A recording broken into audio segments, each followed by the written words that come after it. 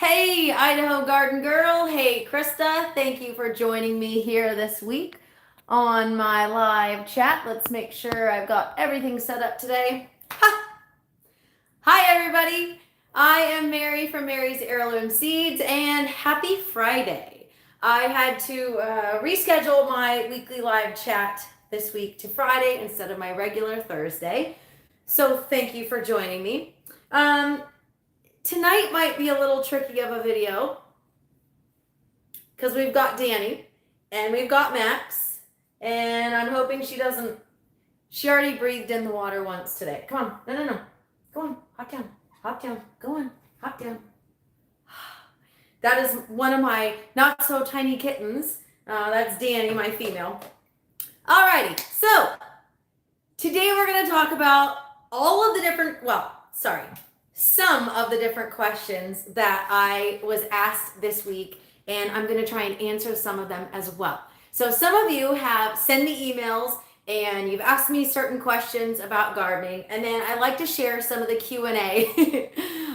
Hey Christine, thanks for joining us, and everybody, welcome to our live chat. If you haven't already, please subscribe to our channel and hit the thumbs up. Hey Desiree, thank you for joining me.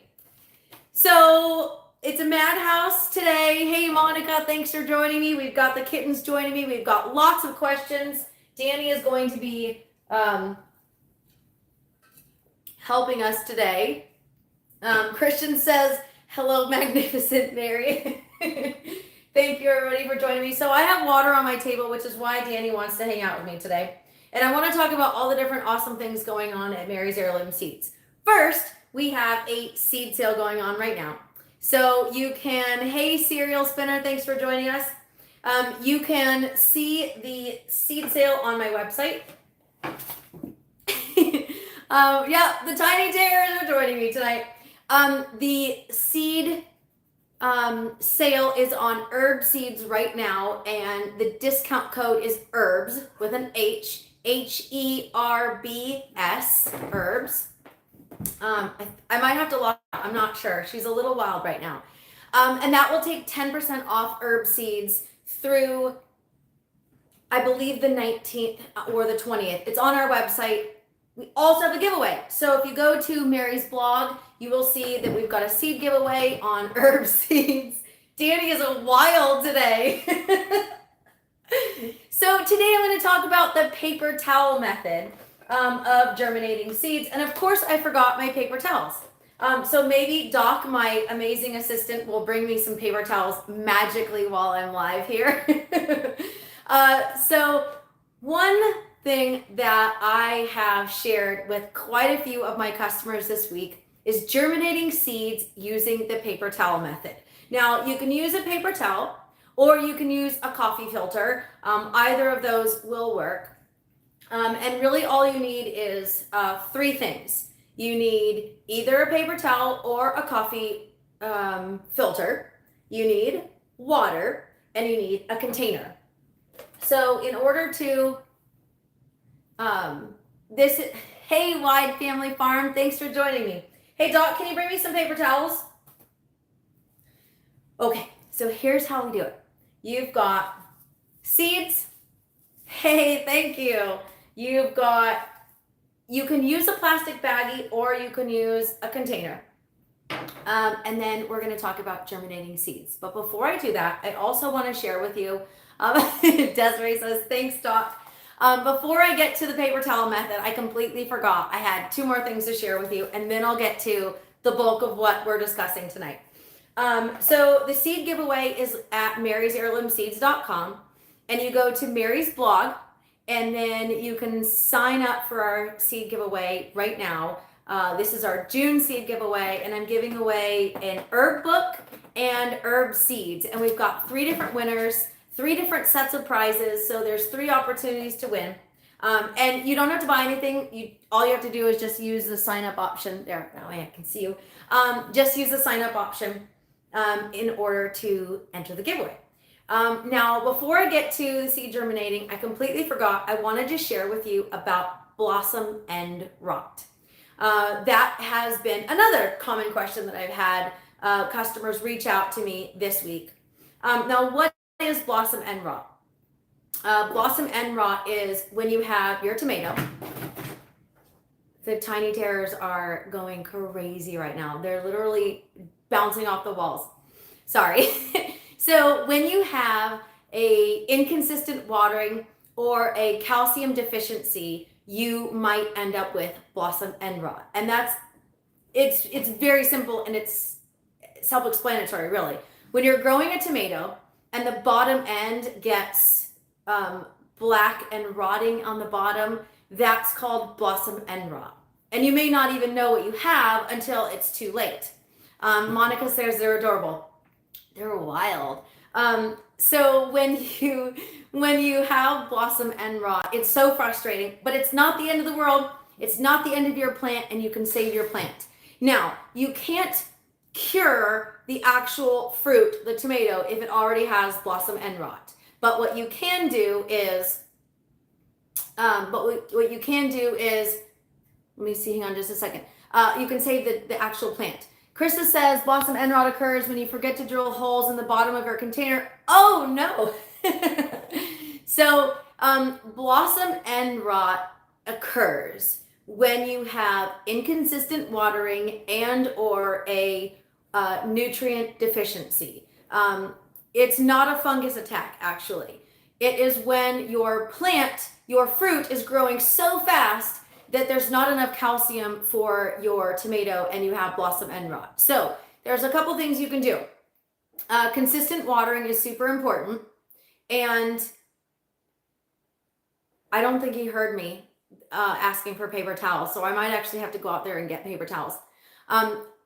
What you can do is you can consistently water your tomatoes. Now, that may not be possible for everybody. When I was in Florida, for example, we had so much rain all the time and it was really difficult. So you can't control Mother Nature, obviously. So you can try to consistently water your plants. 9 times out of 10, it's a calcium deficiency. Sorry, let me backtrack a little bit. Sometimes it's a calcium deficiency because of inaccurate or inconsistent watering. Crazy, right? So it's a calcium deficiency, but possibly brought on by inconsistent watering. If you don't have something available to you that is readily available calcium-wise, you can use a calcium magnesium supplement that is water soluble. So that's an option for you as well. If you don't know where to find it or you don't already have it, we do have it available at Mary's Heirloom Seeds now. I was talking to a friend today and she goes, I didn't see it anywhere on your website. And I said, well, that's because it wasn't there yet. So I use a calcium magnesium supplement. It doesn't have a high nitrogen. It doesn't have a high any content. Sorry. It is just calcium and magnesium. So it's a great option if you have blossom end rot. No. You can't drink the water. Go on, hop down. Thank you. So give me a second. You're going to have to bear with me here while I run out here. Hey, Doc, I need paper towel, please. 3, please. Ta-da! If you, like I said, sorry, I'm all over the place with the cats running around. If you do have a calcium deficiency in your soil, there's a couple ways that you can identify it before you have a problem with your tomatoes. So if you plant radishes in your garden and they don't grow a good bulb, or they don't grow a good root, say you planted some radishes and they were super spindly and they didn't have a good solid root, that can be early signs of a calcium deficiency in your soil. So that's kind of what I call the canary in the coal mine as far as a calcium deficiency in your soil, because healthy plants need healthy, nutrient-dense soil, because your tomatoes, for example, are going to use that nutrients in your soil to pull to create healthy fruit. So one way you can do that is if you see the deficiency earlier on, you can add things like oyster shell to your garden, and that will help if it breaks down soon enough. But if you're like me and you don't always think 6 months ahead of time, and you're like, okay, well, it's March and I'm going to plant my tomatoes in March, you don't always have time to add oyster shell to your garden and allow it to break down in time for your tomatoes. So the calcium and magnesium supplement is a great option for you. So in the description section of this video, you will find links to my comprehensive planting guide. The calcium info is in there. And then you'll also find a link to the new calcium and magnesium supplement available at Mary's Heirloom Seeds. And if you follow me on social media, you'll see the pictures of the kittens as well. All right, are you ready for the paper towel germination? Eggshells, yes, Christian, that's fantastic. I use eggshells in my compost, and then I add the compost to my soil to help build healthy soil. But eggshells aren't going to break down fast enough if you already have, hey Inga, if you already have the deficiency. So if you're already seeing blossom end rot, it is too late to add calcium to your soil in the form of eggshells because it needs time to break down. Okay, so drum roll. If you have trouble with germinating tricky seeds, the most common recently has been ground cherries and tomatillos. I've had quite a few people say, hey, I know this is, can I use whey? Yes, you can, absolutely. There's been questions about how do I germinate tricky seeds? So we have a container with a lid. We have paper towel. We have water. Cereal Spinner said, would adding bone meal help in the planting hole? Absolutely. Bone meal is a great source of calcium as well. Monica says, can you use milk diluted with water? I have seen people use diluted milk as a way to add calcium to your soil. So that's a possibility as well. However, hey Imelda, thanks for joining us. However, sometimes using milk or food products that haven't had a chance to break down can also attract pests to your soil. So think about that as well. Depending on what your situation's like, Monica, I know you have a dog. So if you add milk, even diluted to your soil, are you gonna run the risk of your dog digging up your plants? I've seen some people use an egg, a whole egg in their garden, in the hole before they plant their tomatoes. I would never use that personally because in my opinion, you're just encouraging a critter to come along and possibly dig up your tomato seedlings. And I don't know about you, but I work really hard to grow these seedlings and I really don't want a pest to come and get it. All right, so why do we use this method of germinating? So if you struggle with tricky seeds or they're teeny tiny seeds and you don't really want to plant them directly out, hey Jane, thanks for joining us. The paper towel method is super easy. I keep saying paper towel. You can use coffee filters. I don't have coffee filters, so I'm going to use a paper towel. So we're going to take a tray and a paper towel, and we're going to add some water to it. Super easy, right? So we're going to make sure our paper towel is plenty moist, but we're not going to have it soaking wet. We want to wring it out a little bit. Okay. Right? And I'm going to leave that in there because I have more to do as well. Using paper towels, they're pathogen free, so you can control the environment of your seeds. So I'm going to take this paper towel and I'm going to fold it in half. Generally speaking, paper towels are biodegradable, so you can use it, toss it in your compost pile, and you're good to go. Now, one thing I would recommend is label your container. So whether you're using you can actually use like a glass container like this and just put a lid on it. For this, I have a couple, so I'm just going to show you something easy. I've got a sandwich bag here. Oh, this is Pet Siam. I labeled it, so I know where it is. In particular, ground cherries and tomatillos, I mentioned, can be tricky to start from seed. But the other thing is, if they're super tiny seeds and you've got a lot of rain or you're watering and you water that soil and it just flies everywhere, using the paper towel method is a great way to do it so that you know exactly where your seeds are, and you can also germination test your seeds. So let's say, let's see, Krista says soak eggshells in water. I have seen people do that as well. Cereal Spinner says, I start most seeds with this method because I can't stand waiting for plants to emerge. So if you are using your own stored seeds. I mentioned this in my seed storage video. If you're using your own seeds and you're not sure what the germination rate is, this is a great way to germination test your seeds. So if you put 20 seeds in there and all 20 germinate, then you've got 100% germination rate. If you have only a handful of them germinate, then maybe you know that you had an issue with your seeds and maybe you can improve on it next year. So I just sprinkled a couple here, couple seeds there. Actually, not a couple, there's a bunch of seeds because this is Pet Siam eggplant and I'm gonna start a bunch of these outside after I'm done with the germination. So see that? We take our paper towel with our seeds. And Serial Spinner says that you want to see them germinate. You have more control over the environment when you start seeds this way. Using no soil, you can actually see what has germinated, so you know exactly what is germinating and when it's germinating. So that is really important for some people.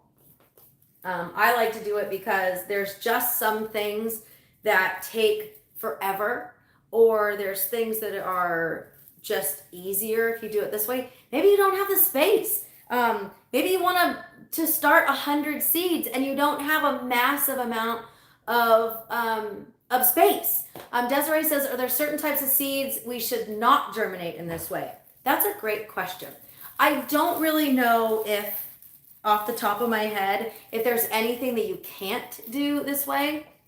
Let's see. Christian says eggplant parmesan or in lasagna. You can taste it now. I love putting eggplant in my baked ziti. My mom makes a really good lasagna, and there's a lot of steps to lasagna. Whereas baked ziti, I can throw everything in a bowl, mix it up, and bake it. So for me, that's a little easier. But I do love a lot of eggplant. So this method, it takes the guesswork out of your germinating your seeds. So I really like this way, and I really wanted to share with you because I realized after telling a couple customers in 1 week that they had never heard of this method. So this is why I decided to share with you this method as well. See, now I added another paper towel, and I probably don't even need to add more water because there's already water in here. And that way there's no wringing out or anything. You just want to make sure, like I mentioned, that your paper towel is moist but not soaking wet. And then when you're done with this, you're going to put it in a warm spot and you're going to observe it every few days. Now, I'm going to take this and put it on top of my refrigerator. A couple reasons why I use the top of the refrigerator. Number one, it's warm. Seeds need warmth to germinate. So if you're in an area that's cold, a lot of you are not, but if you're in an area that's cold, say you're doing this, using this method in February.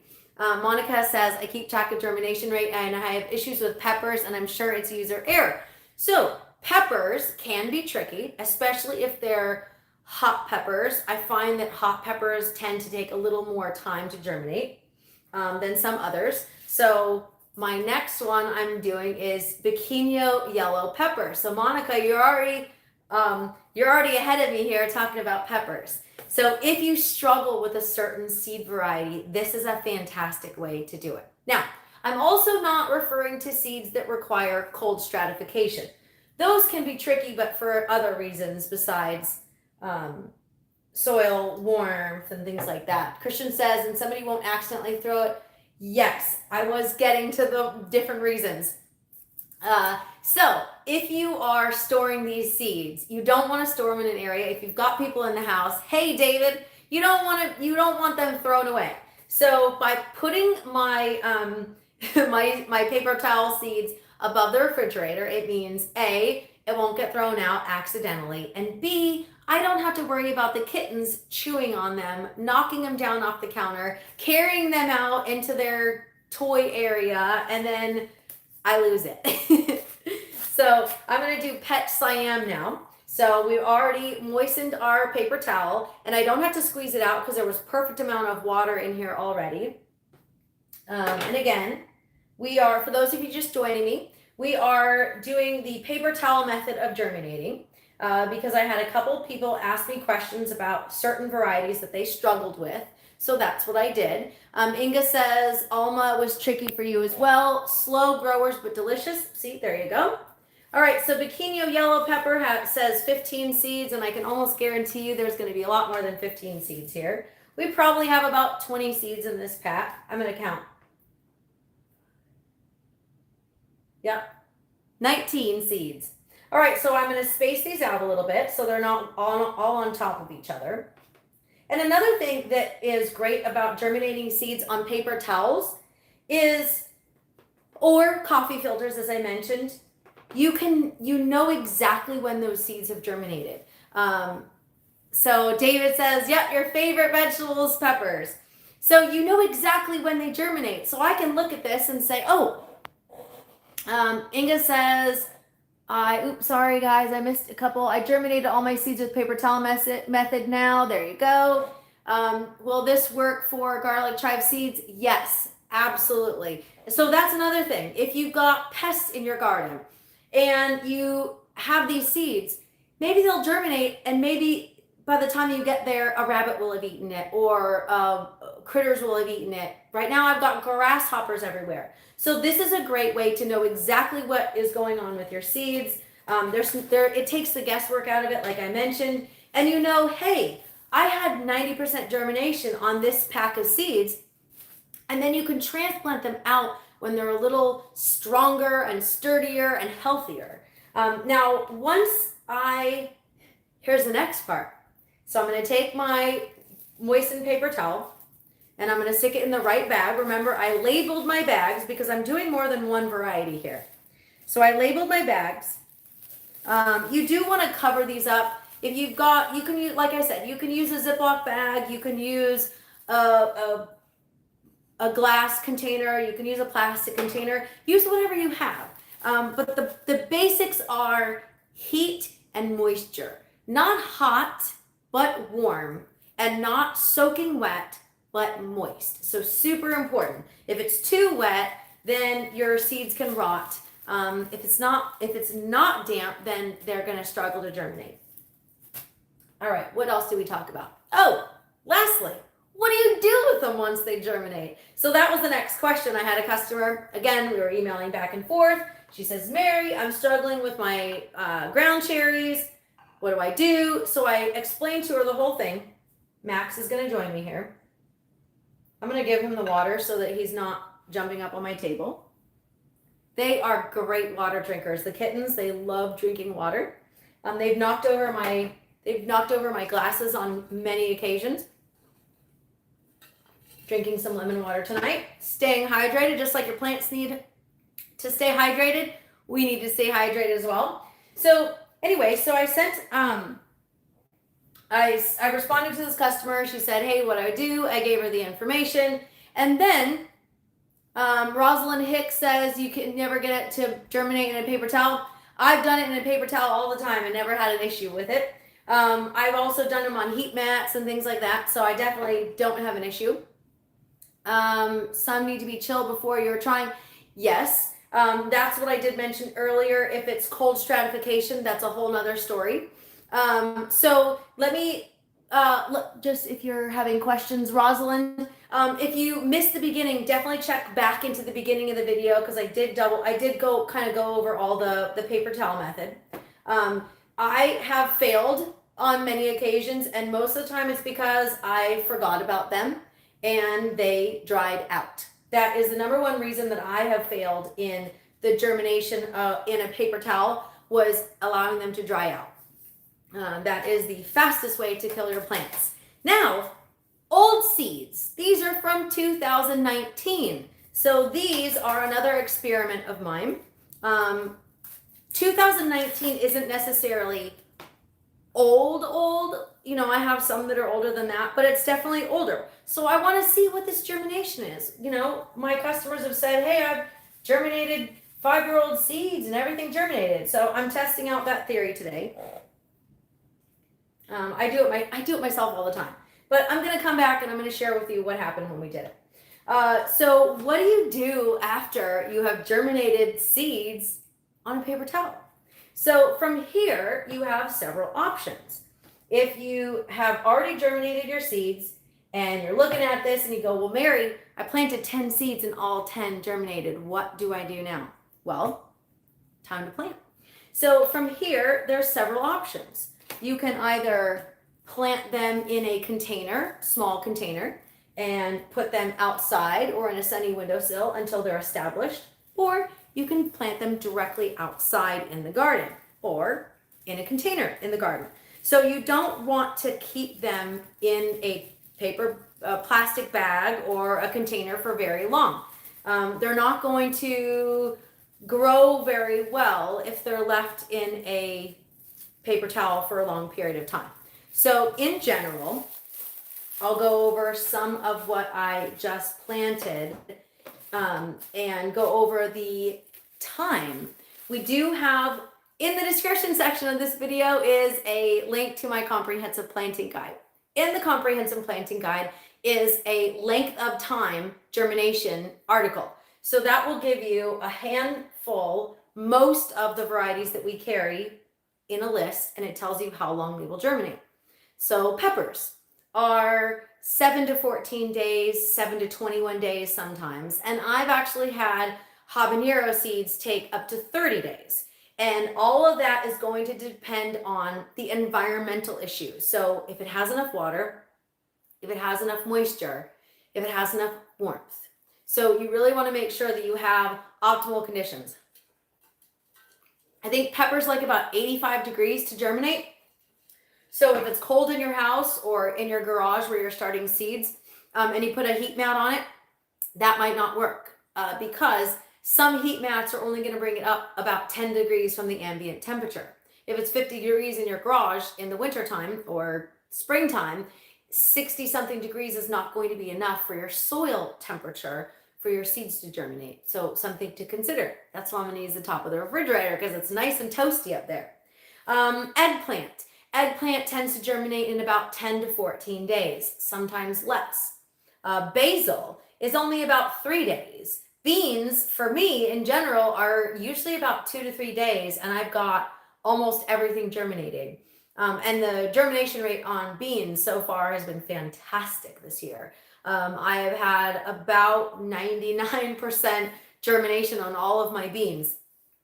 Some take a little longer than others, but again, it's going to depend on environmental issues. So heat and moisture and definitely soil temperature is important.